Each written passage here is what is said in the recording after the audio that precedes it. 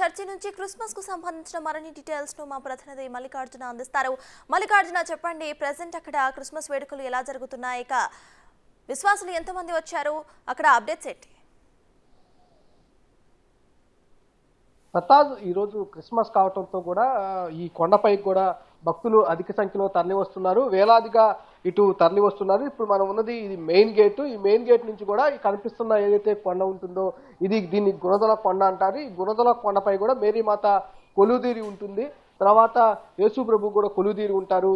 ఈ కొండకి మంచి ఫేమస్ గా ఉంటుంది. ఎవరైతే ఆ మాల వేసుకొని వస్తూ ఉంటారో వాళ్ళందరూ అధికంగా ఈ కొండకు వస్తుంటారు.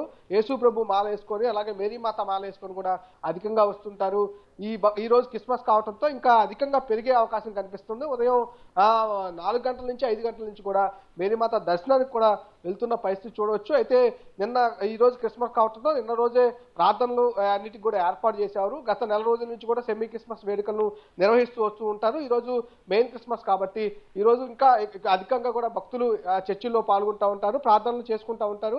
ఈ రోజు ఈ కొండకు కూడా అధికంగా భక్తులు వస్తున్న పరిస్థితి కనిపిస్తా ఉంది. ఉదయం సంబంధించి 4 గంటలకు సంబంధించి కూడా ఈ కొండకు భక్తులు పోటెత్తున్న పరిస్థితి కనిపిస్తా ఉంది. అలాగా కాకుండా నిన్న ఉదయం నైట్ 9 గంటల నుంచి కూడా అన్ని చర్చిల్లో కూడా ప్రార్థనలు ప్రారంభమయ్యాయి. రాత్రి వరకు కూడా దాదాపు ఉదయం 2 గంటల వరకు కూడా ప్రార్థనలు జరుగుతూనే ఉన్నాయి. సంబంధించి క్రిస్మస్ కు సంబంధించి వేడుకలన్నీ కూడా గత రాత్రి నుంచే ప్రారంభమయ్యాయి. ఈ రోజు మెయిన్ క్రిస్మస్ కావడంతో కూడా ఈ రోజు కూడా ఆ ప్రార్థనలు అయితే కొనసాగుతున్న పరిస్థితి అయితే ఇక్కడ కనిపిస్తుంది. సత్తా.